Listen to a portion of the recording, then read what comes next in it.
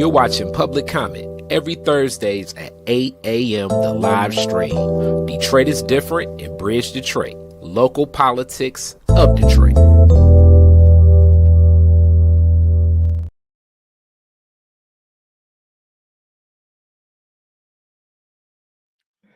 Welcome back to another episode of Public Comment. I am here of Detroit is Different, Kari Frazier, but I have two amazing co-hosts to help break down some political things. And this week, the political stuff is definitely what you all would think is very political. Starting off, what we base a lot of this from, a notebook. Every week he's there in council, and this is not all the way in council chambers this episode, but Malachi, how are you doing today? Good morning. Yeah, things are popping off now. We're at the end of April, and things are rolling with these elections and these campaigns. So, yeah, we had a lot to talk about.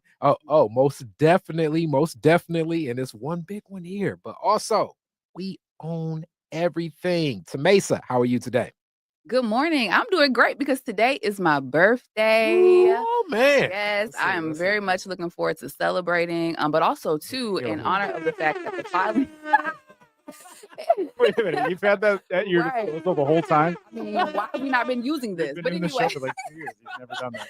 Happy birthday to me. Thank you for the air horns. I love that. Also, in honor of the filing deadline being over and it being officially campaign season here in Detroit, I'm wearing my Stacey Abrams t-shirt in honor of the hardest campaign that I've ever worked on, working down on Stacey Abrams' 2022 gubernatorial campaigns, elections, politics. For a political girl like me, this is the most wonderful time of the year. So I'm just happy to be here and ready to jump into the conversation. Oh, it's a lot of conversation to jump into. So let's start right there into this. Oh, man, where do we go? In this episode of Public Comment, we examine a case that strikes at the heart of democracy in Detroit. District 6 City Council member Gabriela Santiago-Romero disqualification from the 2025 official primary ballot. At the center is disputed campaign finance filing, a $250 fine, and a contested affidavit that has ignited a firestorm over transparency, accountability, and electoral justice in Wayne County. We're going to unpack this in this episode. So this is definitely something where in Detroit elections, we're going to even give some historical context to this, all right? The how elections are delivered and the process of elections can get to large scopes. I think the largest scope is even in a presidential election. It seemed to be a lot of what was happening with the Department of Elections in Detroit came on a large scale, went all the way to Washington, D.C. And it's definitely been one of those discussions. And right now, Gabriela Santiago-Romero and a fine, it's really over what I understand, like more like what could have been quarterly, but becomes annually. And it seems like splitting hairs to most, but what the rules are and how the rules are and how bureaucratic things can be becomes so much more defined, because not only is this being looked at with a magnifying glass all the time, as I think Brother Ramon is actually gonna run it for city council now, but so much is always contested. I mean, people are saying it's like, all types of stuff with Detroit elections. So I'm going to kick this to Malachi first, just from reading the story, what's happening, and then we'll get into a couple more quotes and all of that. Cool. Yeah. So let's talk about why Santiago-Romero has found herself disqualified and what she's doing about it. I've been trying to find a simple way to describe this. And I think I found an answer while we were out on the porch this morning. Basically, candidates, whether they're currently serving or whether they're running an election, there's a schedule of campaign finance statements that they're required to report to the county that basically tracks their fundraising activity on a regular basis. There are quarterly statements. There are statements due at the end of the year that cover an entire year. There are statements that have to come in before a primary. There are statements that have to come in before a general election. 48 hours after being amended, you have to upload documents. There's a whole set of rules around and dates and deadlines on, when candidates have to file these reports, in accordance with the law, the state constitution, Michigan campaign finance law. What happened here was in 2024, Santiago-Romero had to file a quarterly statement for, I think it was like the third quarter of 2024, basically. It was due in October. She instead filed a pre-primary or a pre-general election statement. All of the information is the same. The form basically looks the same. You know, it's an accounting of everybody that gave you money, things that you spent money on, you know, a standardized form. Basically, the wrong box got checked.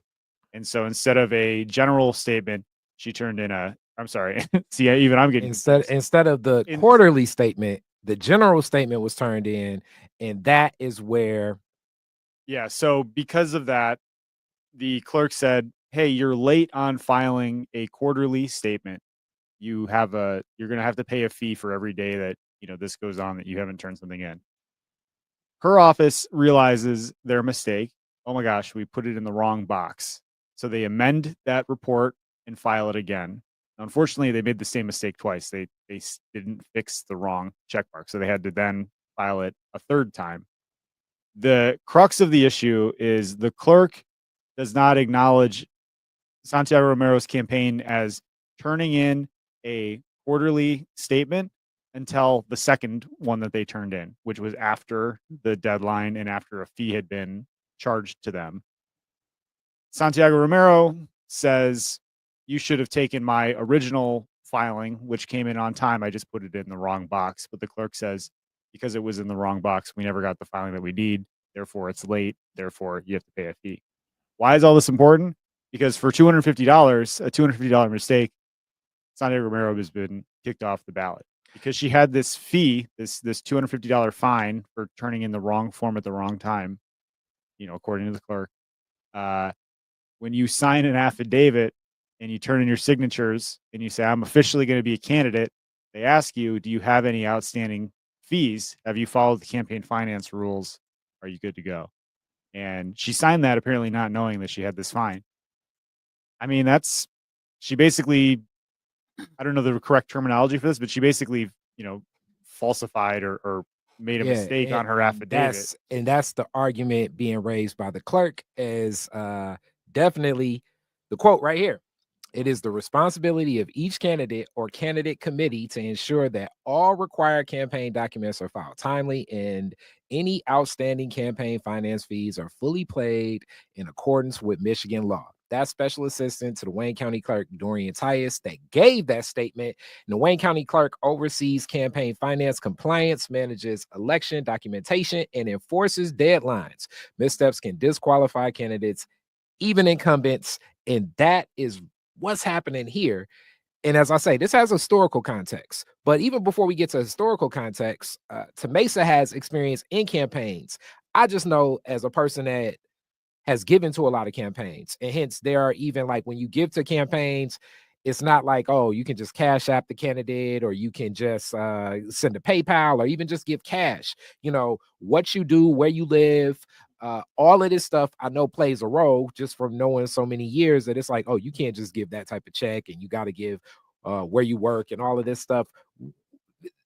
Campaign financing can become arduous task for even a dollar, even for those campaigns that were ran 2 years ago and you didn't even win, but you didn't report everything. What is it about collecting money in a campaign that becomes so much of a bureaucratic process, and why does it become so bureaucratic for the candidate that's running to Mesa?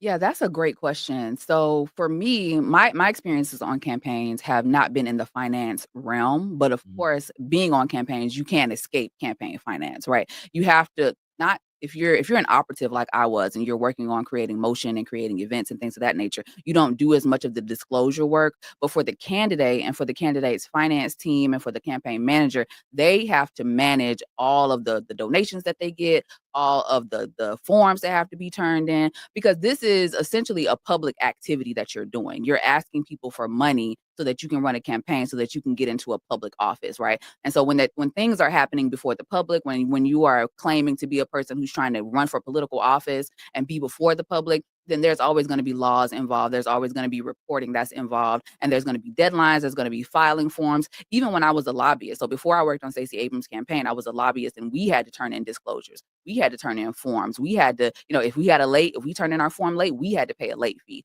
So anytime you're doing something that's going to be governmental, that's going to be before the public, that's going to be asking people in the public for money to fund your campaign, there's always going to be laws and things that are involved in that, because this is the public trust that you're doing, that you're involved in. Now, and then also within that public trust, it's like, as the people, we may just lean with like, okay, we've all filled out a form wrong. We've all done something like that. So Gabriela Santiago-Romero says this mistake was not mine. It was a mistake of the Wayne County Clerk's office itself. So this is where she's upraising that, like, okay, even the notification about what was wrong came at a time that was beyond means. So her perspective is more so like, yo, how are you going to call me out when in reality it took to the 23rd hour for you to even mention what was going on for us to know that it needs to be approved?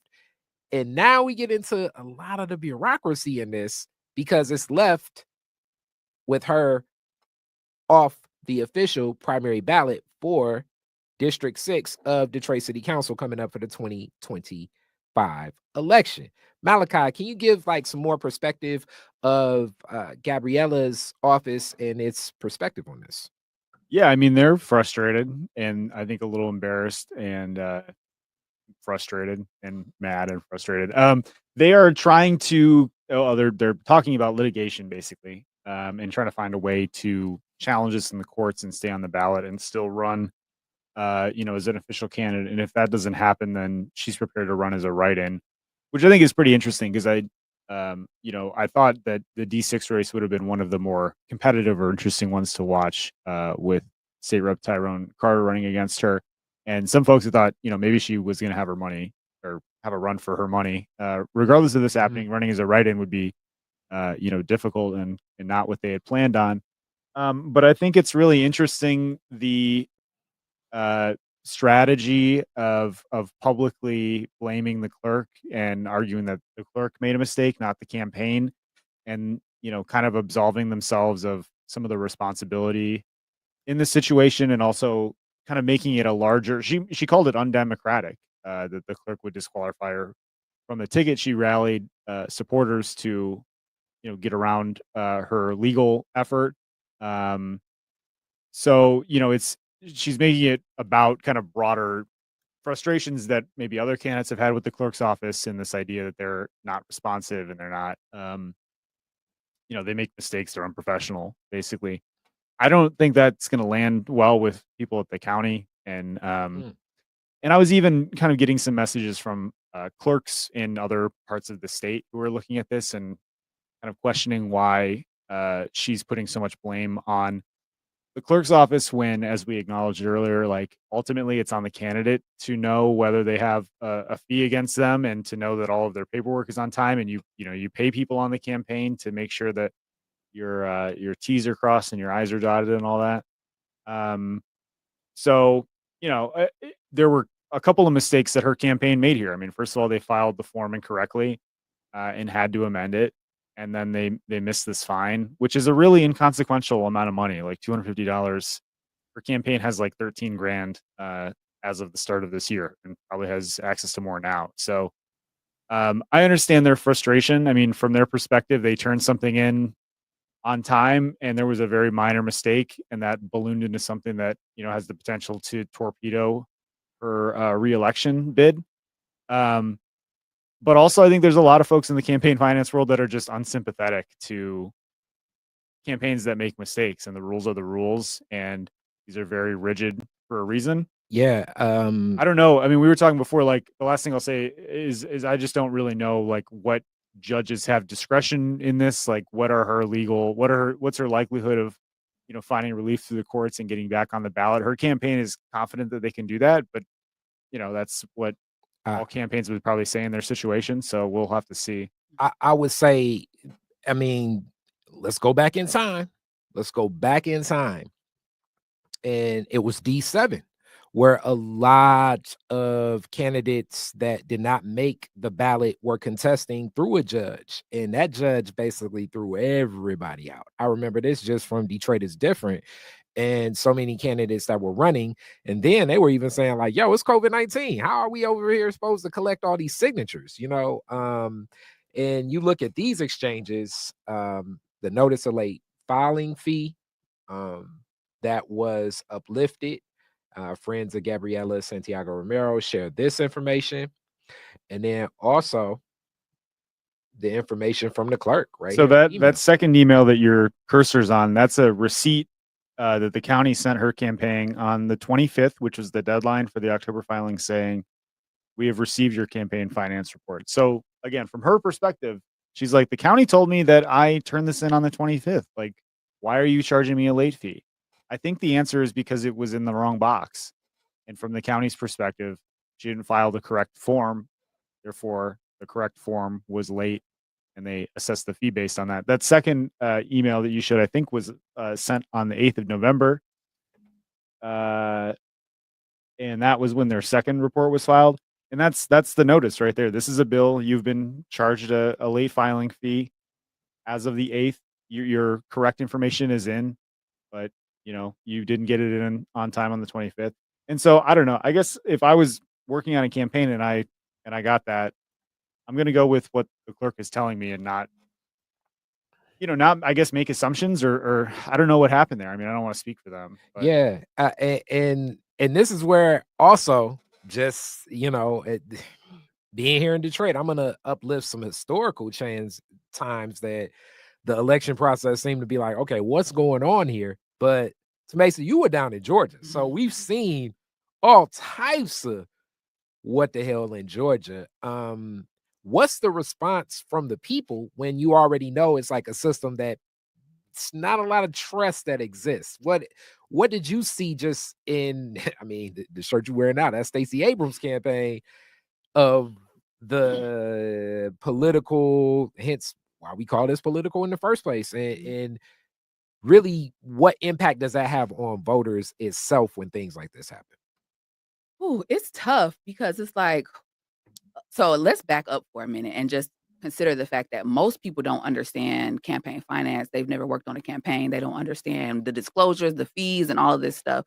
So we have to figure out, what does this look like to the people? It looks like she's getting disqualified because she did something wrong, but we don't really know the ins and outs. There's paperwork flying back and forth. And so now that's just confusion. That could cause apathy. That could cause people to be like, well, it's all rigged anyway. Like, why are we even, getting involved? And so you really don't like to see that kind of thing. But with campaigns finance law, it can be so rigid in a lot of cases. And I'll even say for me, for an example, this has happened to me not as a candidate, but as I mentioned before, when I used to be in the governmental relations space, we have to also file disclosures. And I forgot to file a disclosure one time, and I was, assessed a fine, but I was able to fix it. I was able to say, hey, I didn't know, this is my first year. They were able to be lenient with me. And so my first thought when I heard about this for member Santiago-Romero was that I hope she can fix it. I really hope that there's a space here where there's some discretion between some officials, where there's some discretion that a judge may have if she does have to file legal action, which I think is going to be the route. I hope that she can fix this, because if we also think about the fact that if she is disqualified as the incumbent for District 6, that seat is now open, right? And so now we'll have 6 open, we'll have 5 open, we'll have 7 open. That's 3 seats that are going to be turning over on the city council, that we're going to have 3 new people on the council, in addition to anybody else who might jump on. And so that right there alone is going to send, seismic shock through this whole political thing that we're doing now, because we have another seat that's open. We have other people that are vying for this seat, and so many things could change with this. So I really hope that this works out for her. I don't know that it will, because this is a rigid, area of the law, but I just hope that there's some way to rectify it. Yeah, and when you talk about rectify it and just pass, I'm going to bring up some history. So notable instances where prominent candidates face disqualification here in that Wayne County. So Adam Hollier, that was last year. The clerk's office determined that Hollier submitted only 863 valid signatures, falling short of 6,000 required. Investigation revealed that many signatures were invalid due to apparent forgery, is what was said, by a paid circulator. So this is something that I've also been speaking to, that a lot of these elections now really involve people that are collecting signatures and not the candidates themselves, to the point where even in the discussion at one of the Detroit Next recordings that we were having, and Stephen Henderson uprooted it, that like, yeah, Mark Brewer just says that, yeah, it's just too risky for candidates to collect signatures themselves. And I still stand kind of against that, because I look at like collecting signatures as just like another way to engage the people as a candidate, A, and B, if every candidate needs to go to an outside source to collect signatures, now this is further removed. And these firms aren't like firms based in Detroit itself. They're building relationships with people in communities, and sometimes these people in communities aren't even necessarily the people that are there and what is seen. John Conyers, my fellow Northwestern coach, faced this in 2014. He was actually able to go through courts and rectify what was going on with the county clerk. It was over something with signatures too, and that was definitely amended. We know that Mayor Duggan, same thing, and became his first election in the city of Detroit a successful write-in campaign, because the challenge was upheld with a whole lot of what was needed for signatures. Tom Barrow, election irregularities. So irregularities, including some of the ballots. And then also not just with ballots, I think with Tom Barrow, some of those questions were coming back into that campaign financing. And it's like the fees, the fines, who's covering this, and who has experience in this. I wanted to give a historical context, because these are the discussions that have been had in the city of Detroit, even going back to the Jackie Curry office of the election clerk in the Department of Elections of the city of Detroit, which I do remember those days, and a lot of people that worked in the Jackie Curry office. But it's always been like, okay, what's going to happen? And then, we all know it's like you go to sleep and we were up by 1,000,000 votes, and then we wake up and then we lost by 10. Like these stories, as what Tamesa said, like the community says a lot of this, and this also stirs the pot for how people feel about politics and the political process. And the other big discussion in the room that Malachi even uplifted, D6 was already going to be a heated race, as Tyrone Carter can no longer run for state representative, and now he's running in D6 of city council, as we've seen many people transition from the Michigan legislator over to Detroit City Council. Actually, two of the mayoral candidates that are on ballot for mayor,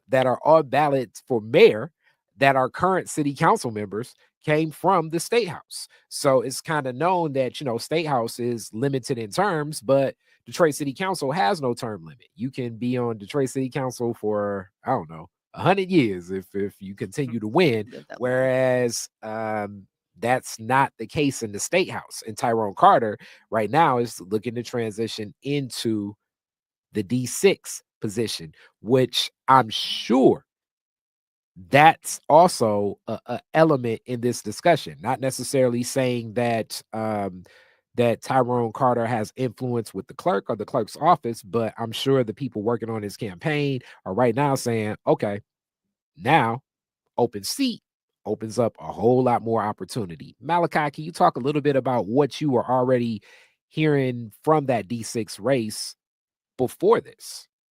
Yeah, I mean, I haven't been able to do much reporting yet on some of the dynamics of that, but I have read Sam Robinson's reporting in Detroit 1 million. And basically what he's gathered is that there has been some frustration about perceived lack of responsiveness. And it seemed like there were some vulnerabilities that Santiago-Romero had in the district. And that is probably part of the reason why Tyrone Carter decided to run, because he felt like the district wasn't being served according to the people in his kind of circle. And these two candidates really don't like each other, as Sam has noted in his reporting. There's I don't know. There's an interesting racial dynamic too. It's a district that is. I don't know the actual stats on this, but I think it's perceived as primarily it's A a brown majority district. Mexican American, Mhm. right? Hispanic district. And then Tyrone comes from an older or a part of the district that historically had been majority black. So, how does that dynamic play into the race? It's interesting. I would like to talk to more people before I say much about that. But yeah, I don't know. I mean, also there's the kind of like political brand of uh, Santiago-Romero being progressive, being part of this kind of school of Talib, as you mentioned earlier. Um, whereas Carter is more kind of moderate I mean, Democrat. let's put it in a framework. It's like you have one candidate that comes from, as I say, like the political tree of Rashida Tlaib. I look at it when we see, I think Gabriela Santiago-Romero and Chang. Stephanie Chang or Young are both are the candidates that you look at like in that corner and on the progressive look, especially when it comes to like green justice and environmental works. That's that. And then Tyrone Carter, I mean, he's a former police officer. So that's like a whole different viewpoint of where you're looking at social justice, where things are balanced. We even look at Tyrone Carter's initiative leading the Detroit constituency, the Detroit delegation for the Michigan reps. It very much a different political approach, more traditional of what we would see of like that old school Detroit politician that I think of in the concepts and values of what that exists. And you talk about those dynamics in D6. Yeah, it's brown when we think of like Mexican Town is there and what would be the most brown community in Detroit, but it's a black part of D6 in Southwest Detroit that does connect too. I mean, most notably, I mean, we think Southwestern High School. I mean, if you were watching the BMF series and all of that, like this is some of those people, but other people are from there, like Monica Conyers, Kevin Hansen of Johansson Art Galleries, and so many others. Like it's a rich tradition of black folks in Southwest Detroit. That rest in peace, Herman Davis, and that whole community that connects to really what his district was when he was in office for state rep, like that Inkster, River Rouge kind of connection that gets into Southwest Detroit, Kimini Recreation Center. Like this is for sure one of those places. So I do think that race, the social justice, it's an interesting dynamic that was already going to be present. This only adds to those dynamics, Malachi. I'm just gonna pick that up and speak to that for Yeah. sure. Yeah. So with that, I know this is like we say, this is one of those ones that we gotta address and talk to. But another great public comment. I'm hoping that this gives you all some perspective to think about for this, and it will not necessarily disillusion you as much. I believe we hit a lot of those points. I don't know if anything else wants to be hit, which in close, I'll give that over to you all. But Kari Frazier, check out Detroit is Different. A lot of cool things coming, even some cool stuff from Mesa. We own everything. That'll be coming and uplifted. And we're going to see even if we can get some of that slid into some of these Detroit Next episodes. So with that, Malachi, before the birthday is uplifted, give the people what they need to know. It's been a special birthday episode here of Public Comment. Yeah, come on down to bridgedetroit.com. That's where you can find all of our reporting for free. You can subscribe to our newsletters. My weekly city council notebook is kind of the foundation for the conversations we have on this show. And there's always a bunch of stuff that happens at city council that we don't get to that I still think is interesting. You should read about. I've got the list in this week's version of all the candidates that have turned in their petitions for city council, clerk, and mayor. So you can see not officially who's on the ballot yet, because some of those folks turned them in the last couple of days, and so it takes a while for the clerk to make sure all those signatures are valid. Otherwise they could end up in the place of Mike Duggan or Adam Ollier. So they're working through that now, but that is the list of, everybody that could potentially be a candidate. And there's some interesting names in some of those council races. So definitely check that out. You can also hear our interviews with mayoral candidates on Detroit Next. That's our new YouTube show, also on Spotify and all your podcast platforms. We talked with Santiago Jenkins. We talked with Fred Durhall. We talked with Solomon Kinlock. We got Mary Sheffield coming up. We are getting to everybody. So definitely keep tuning in on that. We've also had some interesting conversations with some local developers to get their perspective on some of those economic issues facing the city too. Definitely. So with that, a happy birthday. And also let the people know, to Mesa, what's happening. Well, the main thing is it's my birthday. So I do want to point that out. But we've been talking a lot about member Santiago-Romero. And I do want to uplift the fact that she is also a social worker. I'm a social worker. She's a social worker. She has a real big heart for community. I just recently saw her and Santil Jenkins and Stephanie Chang at a Wayne State University School of Social Work event where they were talking about politics and how they all have hearts for the people in their position. So I did just want to uplift that. Also, we own everything. The filing deadline is over now. We have been interviewing candidates for city council. So I have 3 so far up on the We Own Everything YouTube channel with Whitney Clark, who's running in District 5, or McAllister, who's running in District 2, and also Chantel Watkins, who's also running in District 5. So if you're interested in hearing what those candidates have to say to some of the questions, we talk a lot about the issues and things of that nature. Please check out those interviews on YouTube, as well as little clippets on Instagram. And you can also follow me on Instagram at we_own_everything. Well, I will be sure to be bringing you more interviews from city council candidates who are vying to run our city.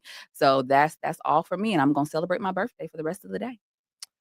All right, with that said, hey, also I was out there with the people. Joseph Walker Williams Center, that first tenant rights commission meeting was it was interesting seeing like everything form, the formulation, and I have some photos that I need to be sending your way, Malachi, anyway, but I'll get that over your way, and we're gonna keep this rolling. Public comment, peace.